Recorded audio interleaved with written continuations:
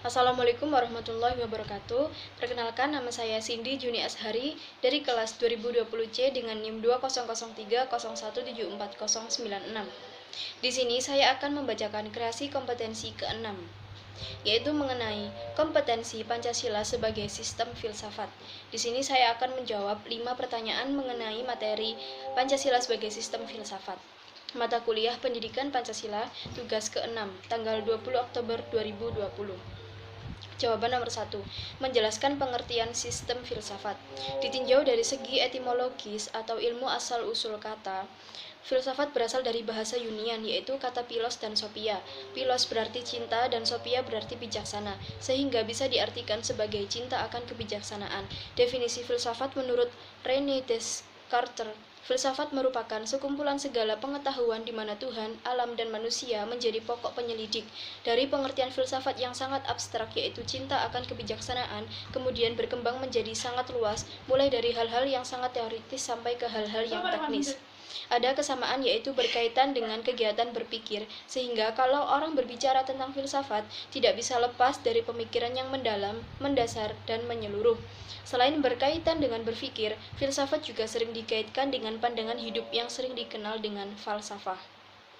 Pancasila sebagai sistem filsafat adalah hasil berpikir atau pemikiran yang sedalam-dalamnya dari bangsa Indonesia yang dianggap dipercaya dan diyakini sebagai kenyataan, norma-norma dan nilai-nilai yang benar, adil, bijaksana, dan paling sesuai dengan kehidupan dan kepribadian bangsa Indonesia, di mana di dalamnya memiliki fungsi tersendiri, tujuan yang sama, dan saling keterkaitan dan ketergantungan dari sila satu ke yang lainnya. Jawaban nomor 2. Mendeskripsikan pokok-pokok pikiran dalam Pancasila sebagai sistem filsafat yang sistematis, hierarkis, dan logis.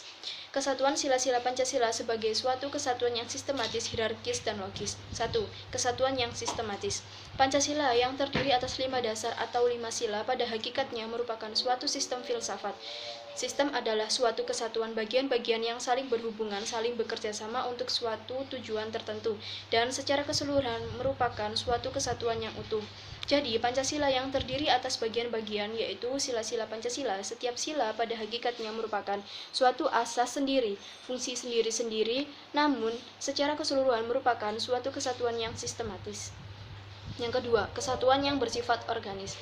Pancasila merupakan suatu kesatuan yang majemuk, tunggal, dan bersumber pada hakikat manusia atau monopluralis, yakni susunan kodrat, jasmani rohani, sifat kodrat, individu makhluk sosial, kedudukan kodrat, pribadi berdiri sendiri, makhluk Tuhan Yang Maha Esa.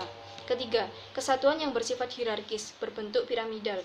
Dilihat dari intinya, urut-urutan 5 sila menunjukkan suatu rangkaian tingkat dalam luasnya, dan isi sifatnya merupakan pengkhususan dari sila-sila di mukanya.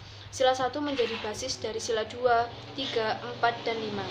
Ketuhanan Yang Maha Esa adalah ketuhanan yang berkemanusiaan, berpersatuan, berkerakyatan, serta berkeadilan sosial, sehingga sikap sila terkandung sila-sila lainnya. Jawaban nomor 3. Menguraikan dan merinci unsur-unsur Pancasila sebagai sistem filsafat. 1. Unsur ketuhanan. Artinya, bangsa Indonesia adalah bangsa yang mempercayai adanya Tuhan. Tuhan Yang Maha Esa merupakan maha sumber, sebab pertama dari segala sesuatu yang ada. Hal ini dijelaskan dalam Pancasila, bahwa manusia adalah makhluk ciptaan Tuhan. Oleh karena itu, harus percaya, taat, dan berbakti kepada Tuhan Yang Maha Esa. Yang kedua, unsur kemanusiaan. Peri kemanusiaan adalah nilai khusus yang bersumber pada nilai kemanusiaan. Jika sesuatu perbuatan dinilai sebagai tindakan yang berperi kemanusiaan, ini berarti bahwa tindakan tersebut sesuai dengan hakikat manusia, yaitu kemanusiaan. Peri kemanusiaan adalah yang bersumber pada kemanusiaan, jiwa yang membedakan manusia dengan makhluk lain. Yang ketiga, unsur persatuan. Bangsa Indonesia dengan ciri-cirinya yang guyup, rukun, bersatu, dan kekeluargaan, bertindak bukan semata-mata atas perhitungan untung rugi dan pamrih serta kepentingan pribadi. Oleh karena itu, unsur persatuan sudah terdapat di dalam kehidupan masyarakat Indonesia, bahkan sudah dilaksanakan oleh mereka. Keempat, unsur kerakyatan. Istilah kerakyatan berarti bahwa yang berdaulat atau yang berkuasa adalah rakyat. Demokrasi bukan hal yang baru bagi bangsa Indonesia, karena sebenarnya unsur-unsurnya sudah ada sejak zaman sebelum merdeka. 5. Unsur keadilan. Istilah adil yaitu menunjukkan bahwa orang harus memberi kepada orang lain apa yang menjadi haknya sendiri, serta tahu apa kewajibannya kepada orang lain. Nomor 4. Menjelaskan hakikat nilai, moral, dan norma dalam Pancasila. Nilai adalah sesuatu yang didambakan, diinginkan, dan sesuatu yang diidealkan.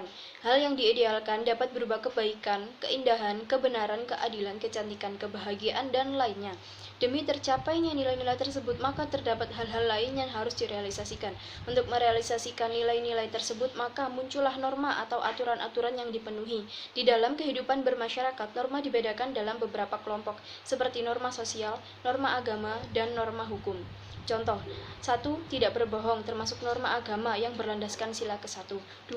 Berpakaian rapi di acara formal, termasuk norma sosial yang berlandaskan sila ke-2.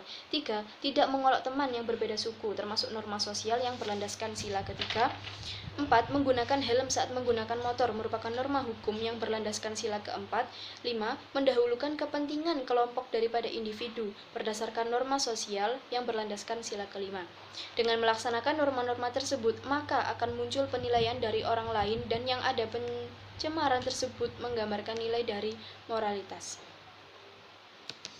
Nomor 5. Menganalisis Pancasila sebagai nilai dasar dan maknanya dalam kehidupan bermasyarakat, berbangsa, dan bernegara. Nilai dasar Pancasila merupakan hakikat, makna, atau esensi yang terkandung dalam Pancasila itu sendiri. Nilai dasar ini bersifat universal karena merupakan sesuatu yang dianggap sebagai evident truth atau sebuah kebenaran hakiki yang disetujui oleh semua orang. Nilai-nilai dasar Pancasila sendiri ditunjukkan dari kelima sila, yaitu sila pertama mengandung nilai bahwa warga negara Indonesia mengimani adanya Tuhan Yang Maha Esa serta sebagai negara majemuk Indonesia memberikan kebebasan bagi warga negaranya untuk menganut agama sesuai kepercayaan masing-masing. Yang kedua, pada sila kedua menunjukkan bahwa setiap rakyat Indonesia memiliki kesetaraan hak sebagai warga negara, seperti diberlakukan yang sama di hadapan hukum serta menjunjung tinggi nilai-nilai kemanusiaan.